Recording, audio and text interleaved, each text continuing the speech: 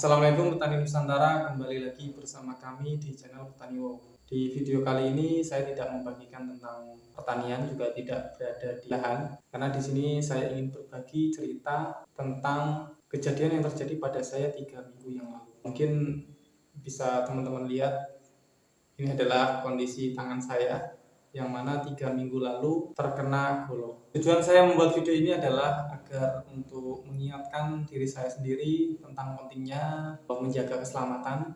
Semoga apa yang saya alami ini bisa menjadi pelajaran buat teman-teman saya, juga teman-teman yang sedang menonton di channel YouTube saya ini. Di hari itu, hari Selasa, tanggal 18 Juli 2023. Saat itu seperti biasa saya bekerja di lahan, di kebun Nusantara. Jam kerjanya adalah jam 7 hingga jam 11 siang. Kemudian jam 11 siang sampai jam 1 istirahat, kemudian jam 1 sampai jam 4 kembali ke lahan kembali. Saat itu seperti biasa, saya berangkat pada jam pukul 7, kemudian menyiapkan alat-alat untuk aktivitas.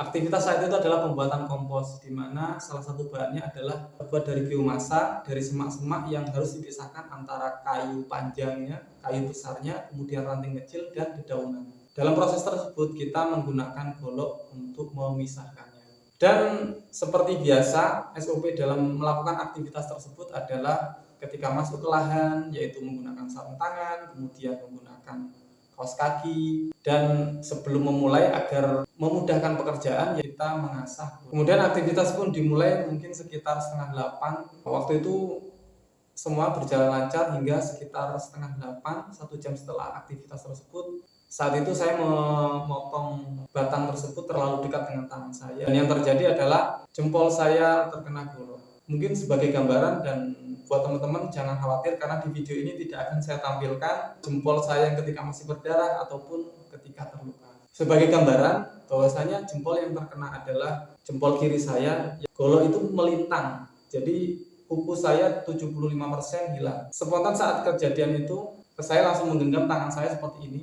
Jadi tidak ada darah keluar dari tangan saya. Dengan spontan juga saya berteriak hingga teman-teman saya yang ada di area lain terdengar. Kemudian tidak selang waktu lama mereka menjemput saya untuk diantar ke rumah sakit terdekat. Sesampainya di rumah sakit yang terdekat dari kebun kami, penanganannya langsung ditangani oleh perawat yang ada di IGD. Ketika di ruangan IGD, saya dan teman saya waktu itu masih belum memahami bagaimana kondisi jempol saya. Awalnya saya mengira ketika berada di IGD, tangan saya, jempol saya dijahit, karena yang sebelumnya juga pernah terjadi seperti itu, ketika memang ada luka kemudian dijahit. Nah, ternyata para perawat tidak berani melanjutkan karena kondisinya agak lebih dalam daripada yang saya kira. Kemudian perlakuan yang dilakukan adalah tangan saya diperban, kemudian untuk menunggu dokter bedah yang saat itu masih belum datang ke rumah sakit tersebut karena masih menunggu sekitar 1 jam.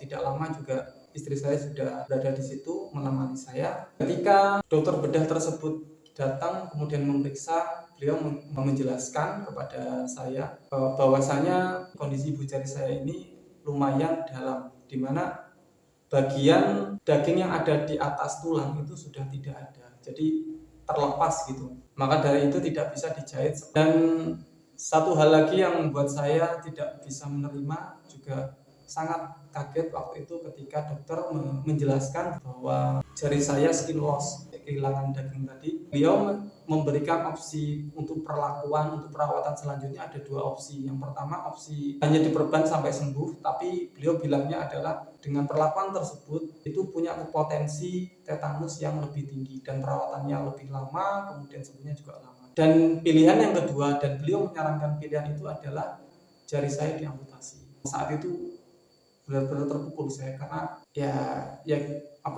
saya merasa benar-benar kehilangan, kayak sedih sekali, karena ya bayangkan saja tubuh kita tiba-tiba ada bagian yang hilang karena beberapa detik kesalahan yang kita lakukan. Dokter tersebut menyarankan untuk segera melakukan tindakan yaitu amputasi tadi, tapi tetap untuk menghubungi keluarga. Maka saya pun menghubungi keluarga. Ya sangat berat untuk memberi kabar kepada mereka, tapi teman saya dan ustadz saya yang berada di kebun menyarankan untuk jangan langsung mengikuti apa satu kata satu dokter. Coba untuk ke tempat yang lain agar kita dapat referensi, kita dapat saran dari dokter lain, karena kita nggak boleh gegabah terhadap aktivitas yang seperti ini, apalagi sampai membuang bagian tubuh kita.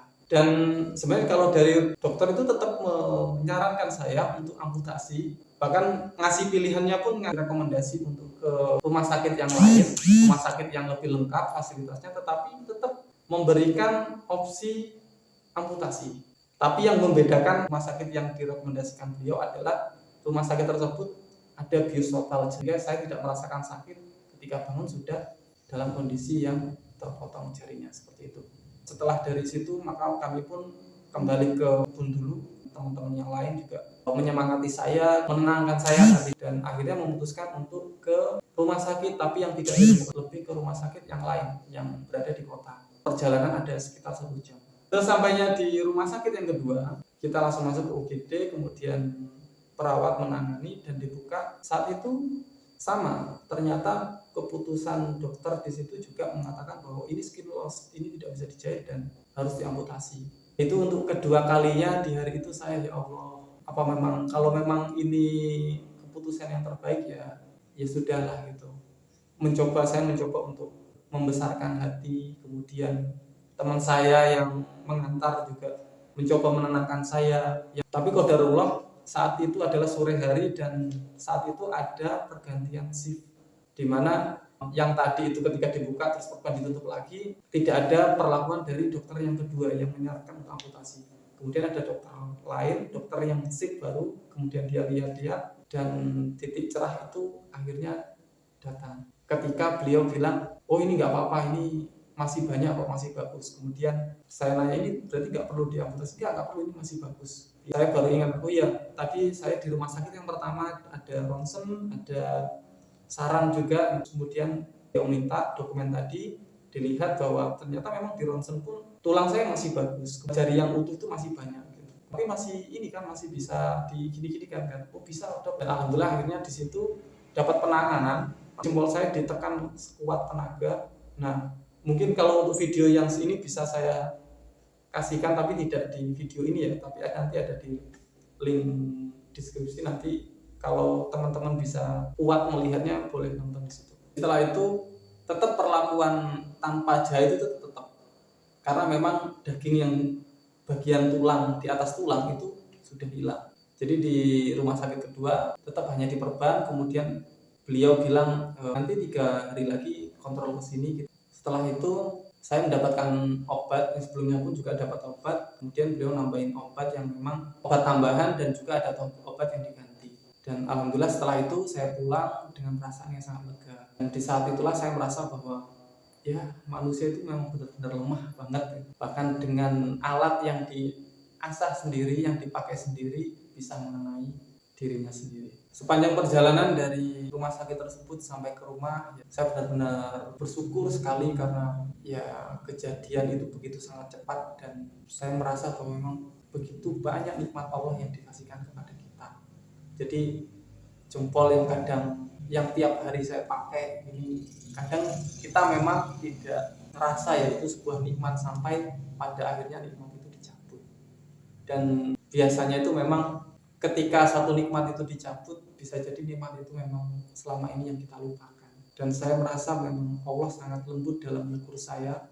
Mungkin selama ini memang saya kurang berzikir, saya kurang beribadah, sehingga Allah kasih peringatan dengan jempol saya. Dan perlu teman-teman ketahui bahwasanya ibu jari, kenapa jempol itu disebut ibu jari, karena jempol ini punya kekuatan 4 jari. 4 jari ini tanpa satu jempol, maka kekuatannya tidak akan sama. Sangat besar sekali nikmat Allah yang diberikan kepada kita. 3 hari kemudian kita kontrol ke rumah sakit, dan alhamdulillah ketika perban dibuka tidak ada darah yang keluar. Lalu pertumbuhan jaringan pun juga sudah bagus. Ketika kita nanya ke dokter apakah kita harus ke ahli bedah, karena sebelumnya yang ketika ke rumah sakit tersebut memang ahli bedahnya juga sedang tidak ada, makanya dikasih perban untuk kembali lagi ke 3 hari kemudian agar melihat apakah masih perlu ke dokter bedah atau tidak. Dan alhamdulillah ternyata ketika melihat perkembangan jari saya, dokter menyatakan bahwa tidak perlu ke dokter bedah. Dan setelah itu kontrol dilakukan seperti sebelumnya 3 hari sekali. Alhamdulillah setelah kontrol keempat seperti biasa perban dibuka, kemudian dan dokter menyatakan untuk tidak perlu kontrol kembali ke rumah sakit. Setelah 3 hari kejadian, ketika saya harus kontrol untuk pertama kalinya ke rumah sakit, sebenarnya dalam hati saya itu benar-benar bimbang karena sebelumnya saja itu sudah ada 3 dokter dan yang 2 dokter ini dengan 1 dokter ini sudah beda pendapat tentang luka saya.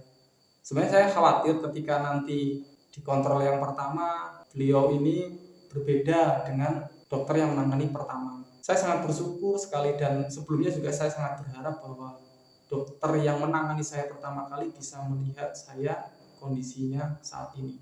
Dan ternyata Allah kabulkan itu. Di kontrol yang keempat beliau pun langsung tahu saya dan beliau langsung tahu ketika saya membawa berkas pendaftaran. Beliau langsung bilang, "Andi ya?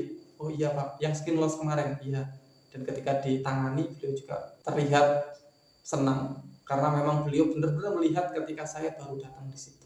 Di kontrol yang keempat tadi beliau menyatakan bahwasanya jari saya sudah bagus dan tidak perlu untuk kontrol lagi ke rumah sakit. Yang perlu dilakukan adalah mengganti perban sendiri setiap hari, kemudian menjaga pola makan. Salah satu pola makan yang disarankan adalah yang menambah protein yang tinggi gitu. Oh iya, satu hal lagi yang belum disampaikan tadi. Jadi yang perlu saya jelaskan bahwasanya saya memang kontrolnya 3 hari sekali, tapi satu saya lakukan dan memang disarankan oleh dokter adalah paling tidak 1 hari itu perban diganti, karena ketika tangan kita terlalu lembab itu malah justru menimbulkan infeksi dari dalam. Alhamdulillah terhitung 12 hari setelah kejadian di mana saya kembali ke rumah sakit untuk kontrol tiap 3 hari sekali, dan dari situ saya sangat bersyukur sekali karena bisa melihat pertumbuhan jari saya.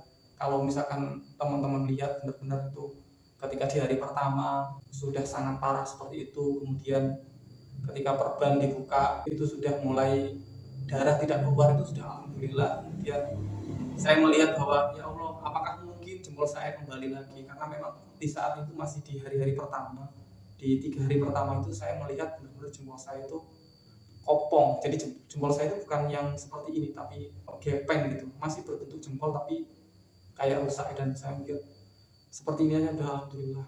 Dari peristiwa ini saya benar-benar mendapat banyak pelajaran yang semoga teman-teman bisa ambil. Ya, untuk teman-teman yang bekerja di lahan, kerja kasar yang lain, saya harap memperhatikan keselamatannya dan jangan lupa berdoa, karena mau bagaimanapun semua itu adalah karena izin Allah. Dan jangan lupa untuk teman-teman mengamalkan zikir pagi petang, karena dalam zikir tersebut kita benar-benar memohon kepada Allah dan kita tidak pernah tahu kejahatan apa yang sedang mengintai kita, kecelakaan apa yang sebenarnya berada di sekitar kita, dan Allah selalu selamatkan kita. Mungkin biaya rumah sakit bisa ditanggung oleh asuransi, bisa ditanggung oleh perusahaan atau yang lain, tetapi tetap yang menumbuhkan jempol saya ini tetap Allah. Yang mengembalikan jempol saya ini dari yang berlubang menjadi utuh kembali ini dari Allah. Demikian, semoga teman-teman bisa mendapatkan manfaat dari video ini.